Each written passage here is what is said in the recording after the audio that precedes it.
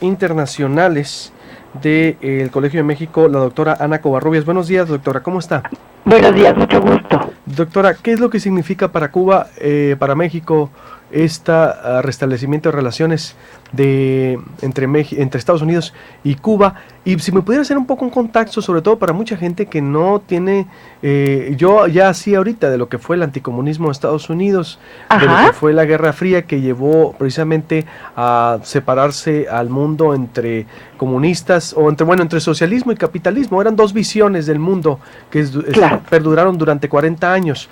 ¿Y qué significa esto?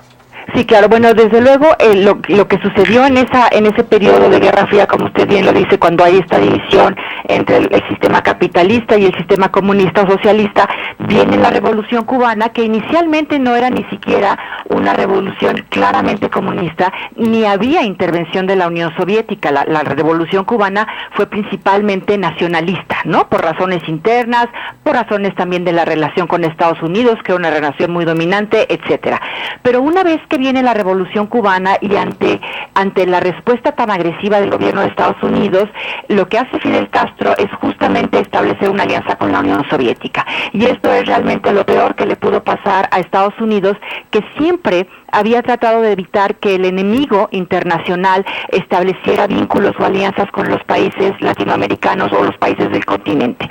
Entonces, realmente, digamos, el peor escenario para Estados Unidos sucede una vez que Fidel Castro establece esta alianza con la Unión Soviética. La Unión Soviética responde de manera muy positiva y se inicia, como sabemos ya, un régimen comunista en Cuba muy cercano a la Unión Soviética y al bloque de la Europa del Este, que en ese momento también era la Europa socialista.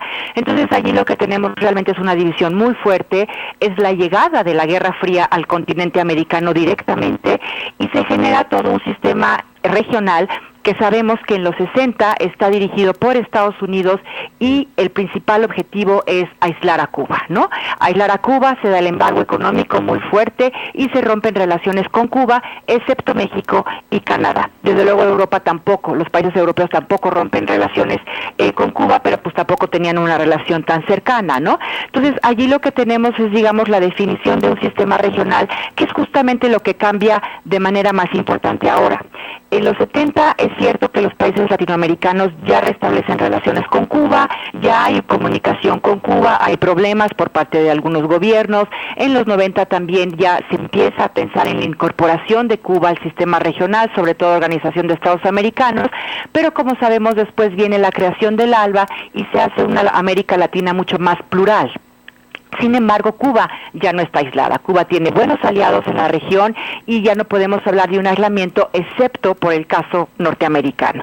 Entonces, lo que vemos ayer, creo yo, es un reconocimiento muy claro que se viene diciendo desde hace muchos años de que la política estadounidense del aislamiento a Cuba no funciona, ¿no? No tiene el resultado que quieren los Estados Unidos, que es una Cuba democrática, plural, abierta, que respete los derechos humanos. Entonces la idea ahora es, bueno, si el aislamiento no funciona, acerquémonos a Cuba, normalicemos la relación, a ver si esto puede llevar el cambio a Cuba. Es decir, en ese sentido, la política exterior de Estados Unidos tiene algo permanente, que es esa idea de que Cuba sea Cuba democrática y que respete los derechos humanos.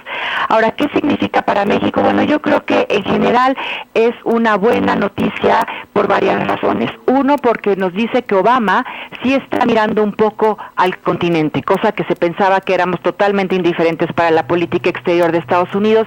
Sí hay cierto interés. Evidentemente no somos prioridad ni lo vamos a hacer, pero sí hay un interés que se manifiesta en la normalización de la relación con Cuba. Dos, significa que ya tenemos un continente, digamos, un poco más normalizado, si lo queremos ver así.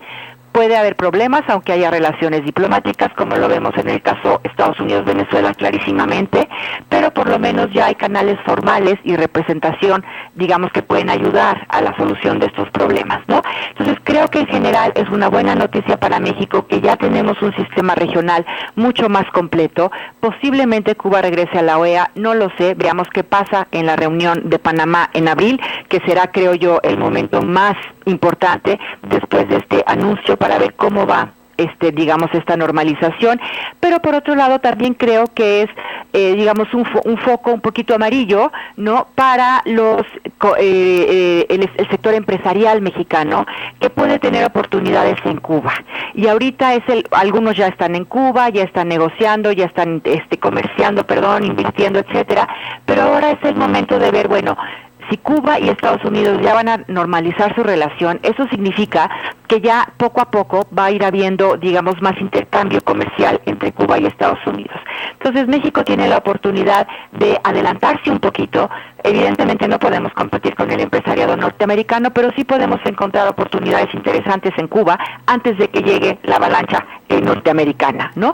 Entonces el hecho de que también se vaya a normalizar la relación quiere decir que el gobierno cubano también ya está dispuesto a tener un sistema de derecho que pueda garantizar inversiones, comercio, etcétera. Entonces yo creo que es una buena noticia en términos de sistema regional y es una buena noticia, pero es un llamado para los empresarios, los inversionistas que ahorita quieran aprovechar lo que Cuba tiene que ofrecer, que es mucho, ¿no? Porque la situación económica cubana es bastante deteriorada. ¿Por qué foco amarillo, doctora, dices, para los inversionistas de mexicanos en Cuba? ¿A cuántos hay? Por ejemplo, ¿les va a afectar o les beneficia? ¿Por qué? No les beneficia. Yo creo que les beneficia. Digo un poco foco amarillo en términos de que hay que hacerlo antes de que lleguen todos los norteamericanos, ¿no? Sí. Porque allí se nos van a acabar las oportunidades. Sí tenemos ya empresas grandes, por ejemplo, como Bimbo, que tiene molinos en Cuba, y otro tipo de empresas no tan grandes como Bimbo, pero que sí comercian y tienen algún tipo de relación comercial con la isla. Ahora, esto supone que poco a poco, conforme se levante el embargo, que esto evidentemente no va a ser inmediato, vamos a tener que esperar mucho, se van a levantar en algún momento supongo, todas las restricciones de la ley Helms-Burton, que es la última ley que realmente reforzó el embargo y castiga a empresas de terceros países.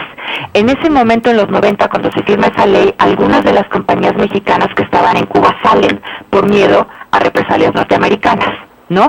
Ya con esta nueva normalización de las relaciones, uno supondría que en el mediano o largo plazo todo esto se levanta y ya las empresas pueden ir con toda confianza a invertir o a comerciar con Cuba.